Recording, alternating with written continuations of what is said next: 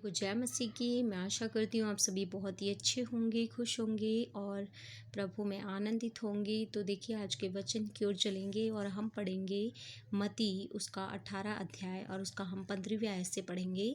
देखिए, जैसे कि हमें हेडिंग दी गई है कि अपराधियों के प्रति व्यवहार। अब वो अपराधी कोई भी हो सकता है हमारी लाइफ में, ठीक है। यह हो सकता है हमारे नज़दीकी कोई भाई या बहन या कोई भी हो सकता है, ठीक है।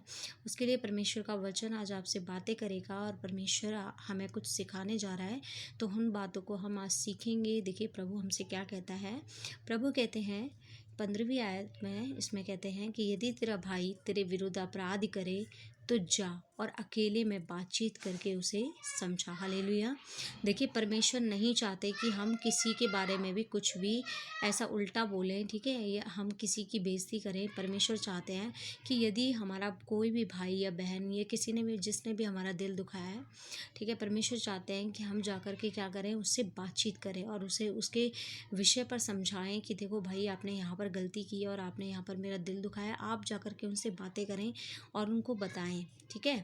यदि वह तेरी सुने तो तूने अपने भाई को पा लिया। हालेलुया। देखिए, परमेश्वर कहते हैं कि यदि अगर आपकी उस बात को समझाने से, अगर आपका सामने वाला भाई जिसने आपका दिल दुखाया है या बहन ने दिल दुखाया आपका, अगर वो इस बात को समझ जाते हैं और तुरंत आप दोनों के बीच सहमति हो जाती है, तो परमेश्वर का वचन कहता है कि तूने अपने भाई को पा लिया।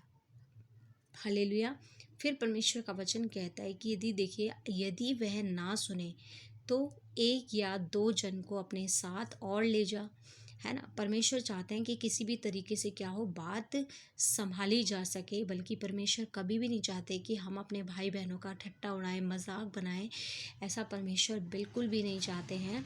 देखिए, हम सभी जानते हैं कि इन दिनों में पास्टर विजेंद्र जी के ऊपर बहुत सारे अपराध और केसेस लगाए गए हैं और हम नहीं जानते कि परमेश्वर सब कुछ जानने वाला परमेश्वर है। हृदय की बातें और जो गुप्त की बातें हैं सब परमेश्वर जानते हैं, हमें कुछ नहीं पता, ठीक है। लेकिन फिर भी परमेश्वर का वचन कहता है कि यदि अगर आपके भाई ने या बहन ने, किसी ने भी अगर आपका दिल दुखाया, तो आप जाकर के उनसे बात करें, ना कि आप उनको ठट्टे में उड़ाएं। देखिए, हम सभी जानते हैं कि पास्टर विजेंद्र जी के लिए बहुत सारे लोग उनके पक्ष में भी वीडियो बना रहे हैं और उनके विपक्ष में भी वीडियो बना रहे हैं। कुछ उनके बारे में बुराई भी कर रहे हैं और कुछ उनके लिए अच्छी बातें भी बोल रहे हैं। लेकिन देखिए, परमेश्वर का वचन कहता है कि जो मेरे दास का आदर करता है वो मेरा आदर करता है। अगर हम दास का अपमान कर रहे हैं तो इसका मतलब हम परमेश्वर का अपमान कर रहे हैं। तो हमें किसी के बारे में भी बोलने का कोई अधिकार नहीं है, क्योंकि परमेश्वर न्याय है और न्याय करना परमेश्वर का काम है, इंसानों का नहीं। हालेलुया। फिर परमेश्वर का वचन कहता है कि देखो, यदि वह ना सुने तो क्या करना है, हमें एक या दो जन को अपने साथ ले जाना है और हर एक बात 2 या 3 गवाहों के मुंह से निश्चित की जाए, ठीक है। अगर आपको ऐसा लगता है कि वो बात आप 2 या 3 जनों को अपने साथ ले जाएं, तो वो बात समझ सकते हैं, आप ज़रूर लेकर के जाएं और आप बातें करें और उनको समझाएं, उनको बताएं। हालेलुया। फिर परमेश्वर का वचन कहता है कि यदि वह उनकी भी ना माने तो कलीसिया से कह दें, परंतु यदि वह कलीसिया की भी ना माने तो तू उसे अन्य जाति या फिर महसूल लेने वाले जैसा जान। देखिए, प्रभु कह रहे हैं कि फिर हमें क्या करना है, उनको छोड़ देना है, यह सोच कर कि शायद ये परमेश्वर को नहीं जानते और उनको आप छोड़ दीजिए। आप उनको ऐसा समझिए कि बिल्कुल अन्य जाति जो कि परमेश्वर को नहीं समझती, ना परमेश्वर को जानती।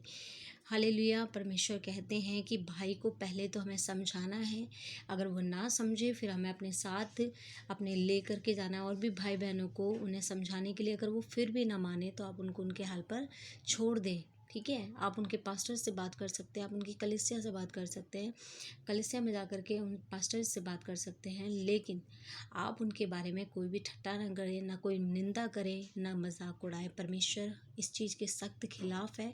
परमेश्वर कभी भी नहीं चाहते हैं कि हम किसी का भी मजाक बनाएं।